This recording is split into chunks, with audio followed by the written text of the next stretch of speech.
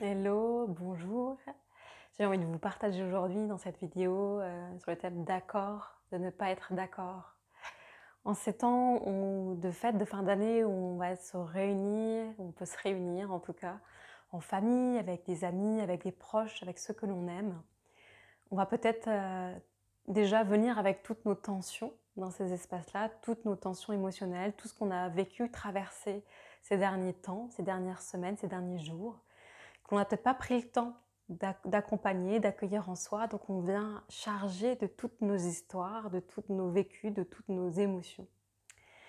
Et voilà, c'est la vie, quoi. On est humain et on porte ça avec soi. Et comment se retrouver tous ensemble dans un espace où on va peut-être être avec chacun, avec justement ses émotions et son vécu, et avec ses opinions, ses points de vue différents sur la vie. Et peut-être qu'on ne sera pas d'accord. Qu'est-ce que ça va venir toucher qu'on ne soit pas d'accord? Comment on peut aller écouter ça en soi, écouter cette voix-là? Écouter la voix de chacun, c'est-à-dire déjà écouter sa propre voix, sentir ce qui est juste pour soi et ce qui n'est pas juste pour soi. Sentir que on va peut-être pas être d'accord, mais que j'aime beaucoup la phrase de Thomas d'Azembourg: «Le désaccord n'est pas du désamour, c'est pas parce qu'on n'est pas d'accord que l'on ne s'aime pas». Ne pas tout mélanger et peut-être que quand on va pas être d'accord, qu'on va peut-être, commencer à ouvrir un débat, on va peut-être avoir peur en fait, ça va peut-être venir toucher nos peurs, nos blessures. On va peut-être avoir peur d'être rejeté, peur de pas être aimé, peur d'être exclu, peur de pas être entendu. Hein, tous ces espaces en soi où on a envie du coup de faire entendre notre voix ou peut-être qu'on se dit: «Bah, comme d'habitude moi je vais faire celle qui, ou celui qui se tait et qui est d'accord pour pas qu'il y ait de tension, mais que c'est pas au service de soi». Parce qu'à chaque fois qu'on se tait, on enfouit en nous nos émotions et nos valeurs et notre regard sur la vie et le regard sur la vie de chacun, il est précieux en fait. C'est comme une grande cocotte minute et si on met un couvercle dessus et qu'on dit: «Non, non, je veux pas aller voir ça. Non, non, je me tais. Non, non», à un moment donné, ça va juste prendre de l'ampleur et ça peut, poum, exploser quoi. Donc c'est comment j'écoute à la fois ce qui est vivant en moi, sans partir dans mes blessures, sans me laisser contrôler par mes émotions, que ce soit les émotions qui pilotent heu, mon être et que dans ces cas-là, je m'arrive à m'énerver, à crier sur les autres. Et je suis pas là non plus pour déverser mon émotionnel sur les autres, même si on peut être pas d'accord, même si ça peut venir nous toucher, mais c'est comment on s'accompagne au mieux à l'intérieur de soi, dans ce qui est vivant, dans ce qui est touché en soi. Peut-être qu'on va avoir envie, moi je me pose toujours cette question quand je suis en groupe avec des gens ou avec quelqu'un quand je discute, est-ce que le plus important pour moi, est-ce que le plus précieux pour moi, c'est d'être en lien ou c'est d'avoir raison? Ma réponse, elle est directe. J'ai envie d'être en lien, plus que d'avoir raison. Je m'en fous d'avoir raison. Parce que je sais que même de moi à moi, je peux changer d'avis. Mais le lien, c'est précieux. Le lien, il est précieux. J'ai envie de prendre soin de l'humain, de chacun, du vivant, en fait, en chacun. Et qu'est-ce qui a envie en moi d'avoir raison? Et je me pose cette question, ok, alors pourquoi des fois je sens que je vais avoir envie d'avoir raison? Alors il y a 2 choses qui se jouent en moi. Je me rends compte que j'ai envie des fois d'être entendue. Pourquoi j'ai envie d'être entendue? Parce que j'ai l'impression que j'ai jamais été écoutée vraiment, ou j'ai jamais été entendue, ou peut-être parce que je me suis tue, parce que j'ai pris le temps de jamais, heu, prendre la parole et donc l'impression que c'est trop. À un moment donné, c'est la goutte d'eau qui fait déborder le vase.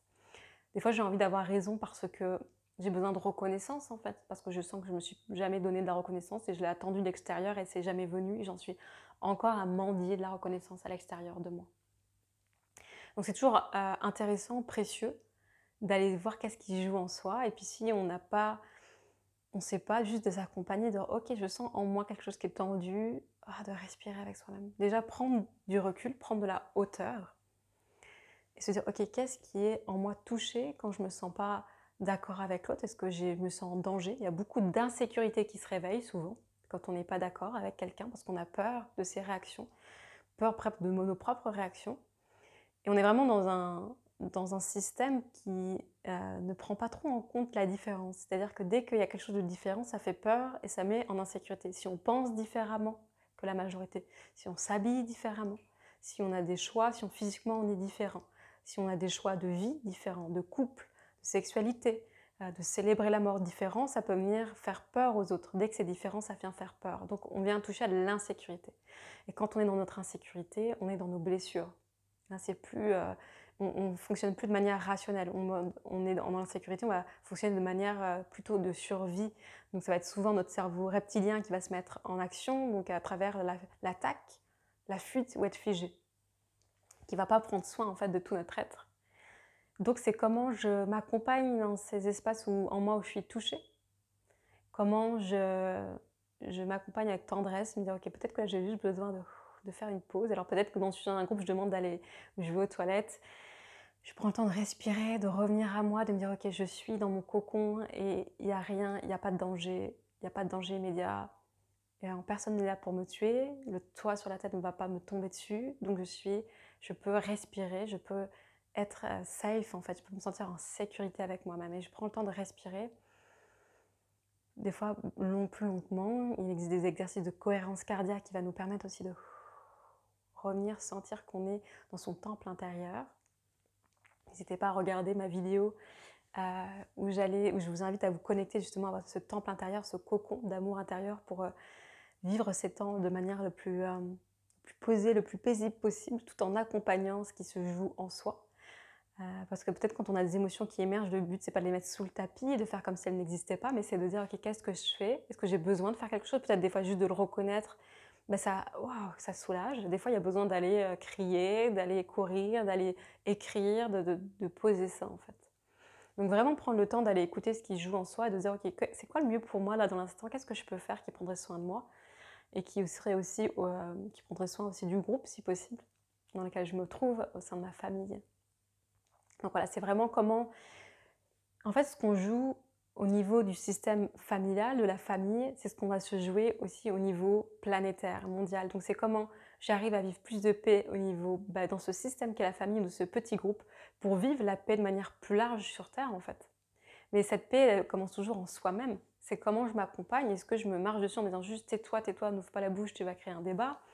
Est-ce que je veux absolument prendre la parole et crier sur les autres pour dire que j'ai raison?